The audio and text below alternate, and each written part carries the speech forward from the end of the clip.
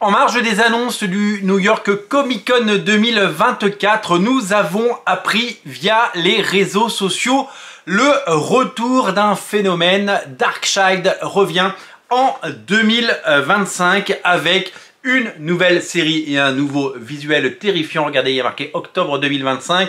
Darkseid de Randy Quinn revient pour le plus grand plaisir de tous. Bienvenue dans l'Actu Comics, votre émission 100% comics qui vous présente les meilleures actus de la planète comics.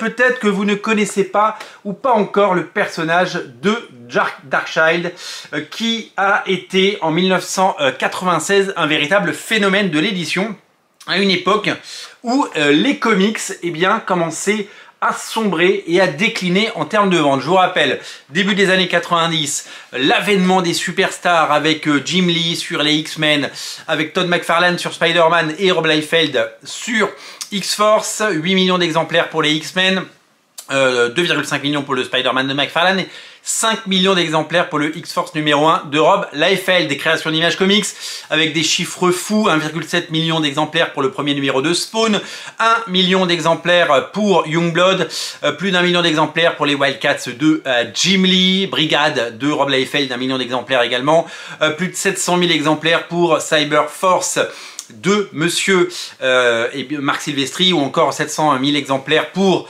le Savage Dragon d'Eric Larsen. C'était phénoménal. Puis les ventes ont décliné dans les années 90 et nous sommes arrivés à des chiffres de vente qui sont devenus de plus en plus petits. Et quand il y avait un énorme succès, on pense à des séries comme Witchblade par exemple, ou des séries comme Gen 13 qui arrivaient à taper 200 000 ou 300 000 exemplaires, eh bien c'était un phénomène. Est arrivée la série Darkseid, une sorte de Witchblade avec des monstres, une créature qui n'avait pas un bras en forme d'épée, mais qui pouvait se transformer suite à une malédiction en une créature absolument démoniaque. Il y a eu plusieurs mini-séries. Il y a eu un nombre assez important de one-shot. Il n'y a jamais eu de série au long cours, mais il y a eu un véritable phénomène avec des ventes à l'époque, au-delà des 300 000 exemplaires au numéro. C'est simple, Randy Quinn, à l'époque, il avait 25 ans. Il a vendu des millions de comics. Il a dynamité le marché. Là, la série a connu une édition assez compliquée. Ça a été édité à peu près par tout le monde. Ça a été édité par Maximum Press, la boîte de Rob Liefeld, puis par Image Comics. Ça a même été édité par Hommage Comics, le label de Jim Lee qui proposait des titres indépendants. Et ça a même été publié par Wildstorm, sous le label Wildstorm. Par exemple, je peux vous montrer ce numéro. J'ai la chance d'avoir quelques numéros. Donc là c'est un swimsuit spécial avec des dessins de Joey Chiodo notamment. Donc tous les éditeurs à l'époque ont édité Darkseid.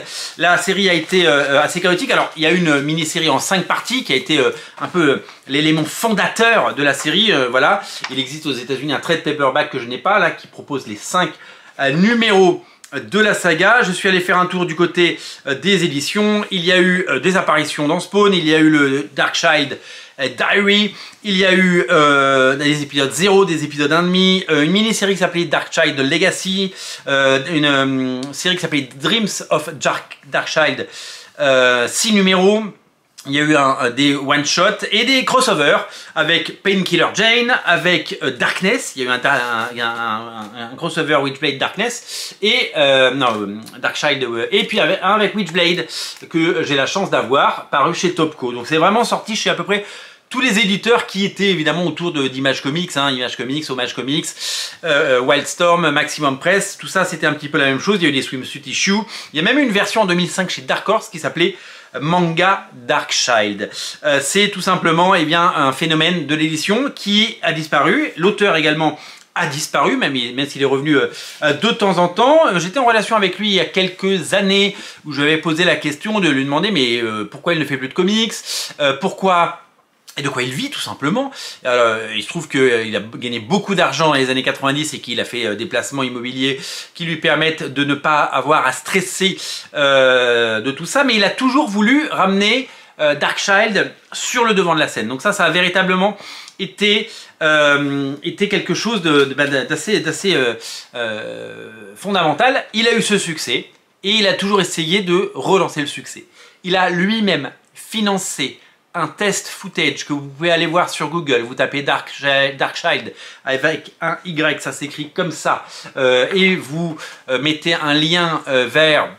enfin, vous cliquez dans YouTube et vous faites trailer, Darkchild trailer, vous allez voir, c'est un test qu'il a produit sur ses propres deniers, donc l'argent qu'il a gagné dans les années 90, avec des effets spéciaux au début des années 2000, avec des effets spéciaux qui sont réalisés par le studio Veta de Peter Jackson. Alors Peter Jackson n'a pas été associé au projet, hein, c'est le studio qui a fait les effets spéciaux, ça a été financé par l'auteur, et il a été question, parce que la série a été optionnée plusieurs fois, il a été question d'en faire d'en faire un film, et John Carpenter était donc associé au projet.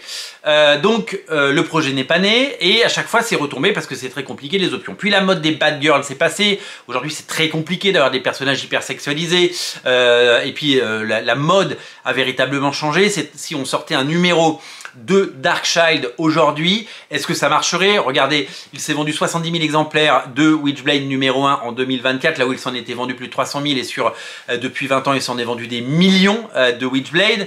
Le nouveau Witchblade peine à séduire parce que les gens sont attachés au Witchblade d'avant, et puis la mode est tout simplement passée. Donc très difficile pour Randy Quinn de remettre son personnage sur le devant de la scène.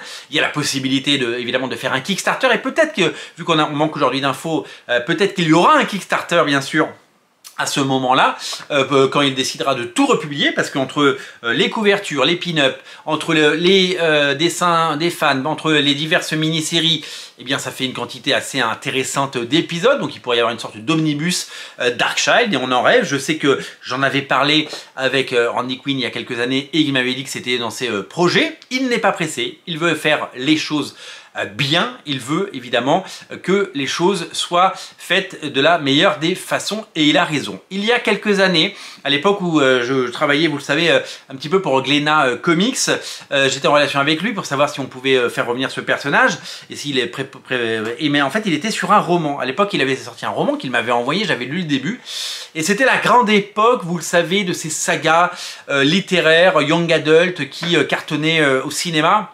On pense évidemment à Hunger Games, mais il y avait aussi Le Labyrinthe, il y avait eu tous ces récits qui ont fait des films et qui ensuite sont partis d'un livre et ont fait des succès au cinéma, et il s'est dit je vais écrire un roman. Il a écrit un roman, il a pris un agent littéraire, il l'a vendu à une maison d'édition, la maison d'édition a édité le bouquin seulement aux États-Unis et en anglais. Le bouquin n'a pas rencontré un énorme succès parce que c'est la loterie quand on écrit un bouquin, et puis Randy Quinn n'était plus personne. Il était très connu en 96, mais en 2011 il n'était plus très connu malheureusement, et le bouquin n'a pas marché. Il s'est dit que si je fais un livre, ça peut devenir un personnage intéressant, et donc ça peut intéresser un studio, et donc on pourra en faire un film.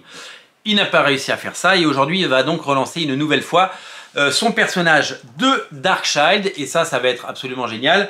Son personnage de Darkchild va être donc relancé une énième fois, et certainement à l'occasion d'un one-shot ou d'une nouvelle série, on verra, et peut-être à l'occasion de d'une réédition, et on rêve évidemment d'une réédition de cet univers. Le dessin évidemment rappelle celui de Witchblade. Alors là, la couverture elle est signée Randy Quinn. Qui a fait les dessins? C'est Randy Quinn qui dessine ceci, donc c'est un style qui rappelle un peu le style Topco de l'époque, hein, bien sûr, et donc la rencontre de Darkchild et Witchblade dans ces pages. Darkchild, c'est l'histoire de Ariel Child, donc Ariel c'est son nom, elle s'appelle Child avec un Y.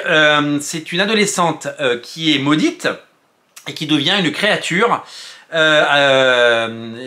qui vient de ses propres cauchemars, et elle va devoir sauver les habitants de sa ville des menaces et des ténèbres. Donc ça parle d'horreur, c'est quelque chose qui pourrait évidemment plaire à un large public dans une version remasterisée, et évidemment on lui souhaite évidemment d'arriver à ses fins et de pouvoir proposer très prochainement une version cinéma. D'autant que, et je terminerai par ça, aujourd'hui, vous le savez, Hollywood est à la recherche de personnages ou de séries à adapter. Rob Liefeld, suite au succès de sa série Deadpool, de sa création Deadpool, pardon, est reparti sur des projets d'adaptation. Evangeline va devenir un film produit par Margot Robbie, avec Margot Robbie normalement.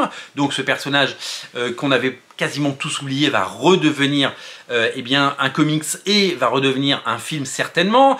C'est le retour de Youngblood qui devrait devenir un film. Et donc il y a toujours cet espoir de faire naître à Hollywood eh bien, des licences autres que les succès de Marvel Studios ou les bids de Warner. Donc on souhaite évidemment à Randy Quinn le meilleur. En attendant, on vous tiendra au courant de ce magnifique projet et on a hâte de pouvoir bien redécouvrir, que ce soit aux États-Unis ou en France, Darkchild. Je vous tiens au courant, bien entendu, si eh bien, il y a des évolutions dans ce sens. Merci à vous d'être si nombreux à regarder l'Actu Comics. Pensez à vous abonner pour ne rater aucune émission. Abonnez-vous à Radio Comics et nous on se retrouve très bientôt. Salut!